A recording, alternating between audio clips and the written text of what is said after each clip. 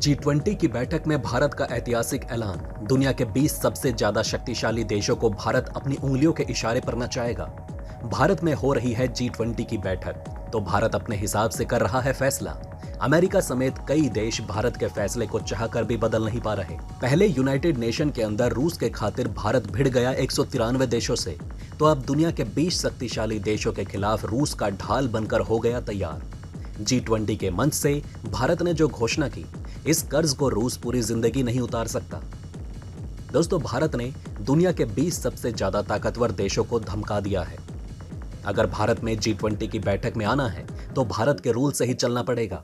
भारत ने ये बात पूरी दुनिया को बताते हुए इन 20 देशों को भी समझा दी है। अमेरिका भी ना चाहते हुए भारत की बात को मानने के लिए तैयार हो गया। रूस के लिए भारत ने बहुत बड़ा फैसला ले लिया है। इसका एहसान रूस चाहकर भी नहीं उतार सकता।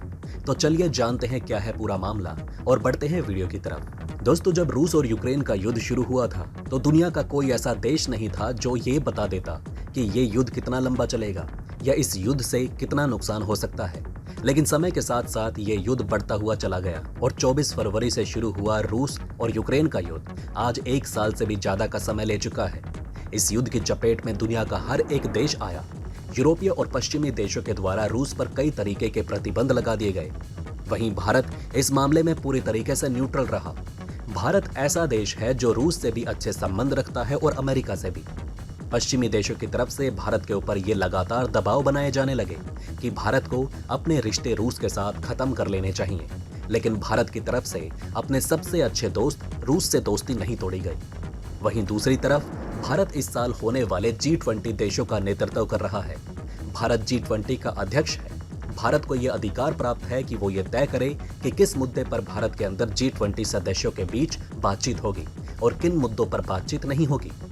वहीं भारत ने रूस को लेकर G20 के अंदर जो ऐलान किया, उस ऐलान की उम्मीद रूस को भी नहीं थी। एक तरफ तो भारत किसी भी मंच पर रूस के विरोध में नहीं गया, लेकिन अब भारतीय प्रधानमंत्री नरेंद्र मोदी ने पुतिन को लेकर G20 के मंच से जो ऐलान किया, उससे पुतिन भी हैरान हो गए।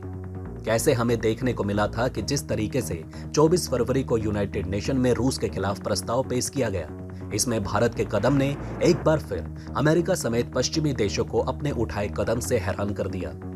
इस बार भारत को रूस के खिलाफ वोट करने के लिए यूक्रेन के राष्ट्रपति जेलेंस्की ने भारत के प्रधानमंत्री मोदी से खुद फोन कॉल के जरिए बात की। इस बातचीत के जरिए कोशिश की गई थी कि भारत इस बार यूक्रेन के पक्ष में वोट करे, लेकिन भारत ने ऐसा नहीं किया। भारत ने इस वोटिंग से दूरी बना ली। यूनाइटेड नेशन किसी भी देश को यह अधिकार देता है कि वो किसी भी मुद्दे पर यूएन असेंबली के अंदर वोट करेगा या नहीं करेगा। ये उस पर निर्भर होता है। इसी चीज का फायदा उठाते हुए भारत ने बचने का फैसला किया। भारत यहाँ पर रूस के विरोध में नहीं जाना चाहता, क्योंकि भारत 1971 वाले रूस का किया गया एहसान नहीं भूला है और ना ही कभी जिंदगी में भूलेगा। 1 साल से ज्यादा चले इस युद्ध में अब तक जितनी भी रूस और यूक्रेन की वोटिंग हुई है, उसमें भारत न्यूट्रल ही रहा है। यानी कि भारत ने ना तो रूस के पक्ष में वोट किया और ना ही यूक्रेन के पक्ष में। ऐसा नहीं है कि अमेरिका, ब्रिटेन, जर्मनी और फ्रांस जैसे खुदगर्ज देशों की तरफ से भारत के ऊपर रूस के विरोध में वोट करने की बात नहीं कही जाती, लेकिन इस चीज में भारत अपनी कूटनीति के जरिए कदम उठाता है। भारत नहीं देखता कि कौन सा देश क्या बोल रहा है। भारत अपनी कूटनीति को ही सबसे आगे रखता है। भारत की तरफ से उठाए गए इस कदम के माध्यम से भारत ने यह भी बता दिया कि भारत के रूस के साथ किस तरीके के संबंध हैं। भारत के उठाए इस कदम की दुनिया भर में चर्चा हो रही है। भारत के प्रधानमंत्री नरेंद्र मोदी की तरफ से एक और बड़ा बयान देकर पश्चिमी देशों को झटका दे दिया गया। जैसा कि आपको पता भी होगा, इस साल होने वाली G20 की सभी बैठकों की भारत अध्यक्षता करेगा और इसी के चलते भारत ने यह जोर देकर सभी देशों को बोल दिया है कि इस G20 की मीटिंग में किसी भी देश की तरफ से रूस और यूक्रेन के मुद्दे पर चर्चा नहीं होगी। सिर्फ इतना ही नहीं, भारत की तरफ से ये बात भी साफ साफ कह दी गई कि रूस के ऊपर लगे किसी भी तरीके के प्रतिबंध के ऊपर भी इस G20 की बैठक में बातचीत नहीं होनी चाहिए। भारत यहीं पर नहीं रुका। उसने ये भी कहा कि रूस यूक्रेन के बीच जो तनाव चल रहा है, इसे युद्ध ना कहा जाए, क्योंकि युद्ध एक नकारात्मक शब्द है और इसका दुनिया पर बुरा प्रभाव पड़ रहा है। भारत की तरफ से यह साफ कर दिया गया कि G20 की बैठक में किस मुद्दे पर बात करनी चाहिए। भारत की ओर से यह भी कहा गया कि G20 आर्थिक विकास के मुद्दों पर चर्चा करने का एक मंच है, न कि दुनिया में चल रहे तनाव और युद्ध पर बहस करने का एक मंच। उधर G20 से पहले ही भारत ने अपने स्टैंड को क्लियर कर दिया।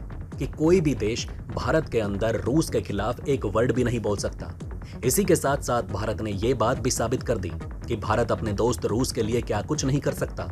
पहले यूनाइटेड नेशन में रूस के खिलाफ भारत 193 देशों से लड़ता हुआ आया है और अब G20 के खिलाफ भी रूस के प्रति अभियान छेड़ दिया। ऐसा नहीं है कि सिर्फ भारत ही रूस के ऊपर एहसान करता हुआ चला जा रहा है, बल्कि रूस की ओर से भी भारत पर कई बड़े एहसान हैं। रूस यूनाइटेड नेशन का परमानेंट मेंबर है और भारत को स्थायी सदस्य बनाने का खुला समर्थन देने का ऐलान कर चुका है।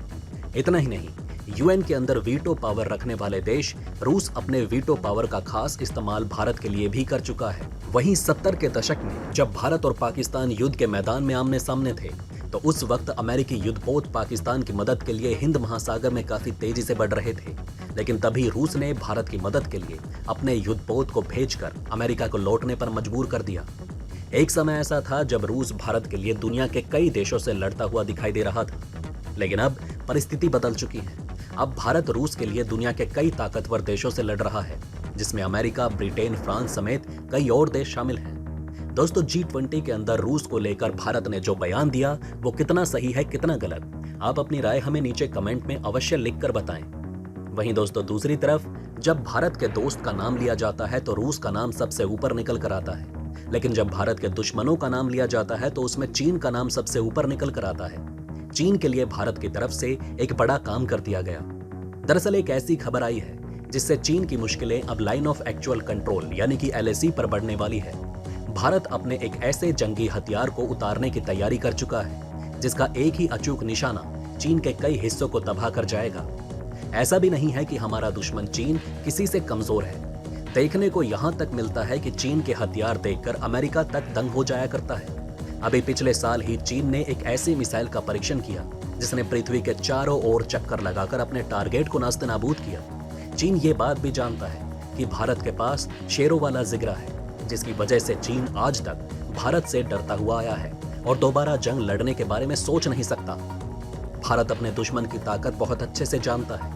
इसी के चलते हुए भारत एक से बढ़कर एक नए हथियारों का निर्माण करता हुआ चला जा रहा है। चीन भी ये बात अच्छे से जानता है कि भारत लगातार मजबूत होता चला जा रहा है, इसलिए भारत से उलझना उसको काफी ज्यादा महंगा पड़ जाएगा। इस विषय में आपको क्या लगता है? क्या भारत से चीन डरता है या फिर कोई और वजह है जिसकी वजह से चीन भारत से नहीं उलझना चाहता? आप अपनी राय हमें नीचे कमेंट बॉक्स में अवश्य लिखकर बताएं। जय हिंद।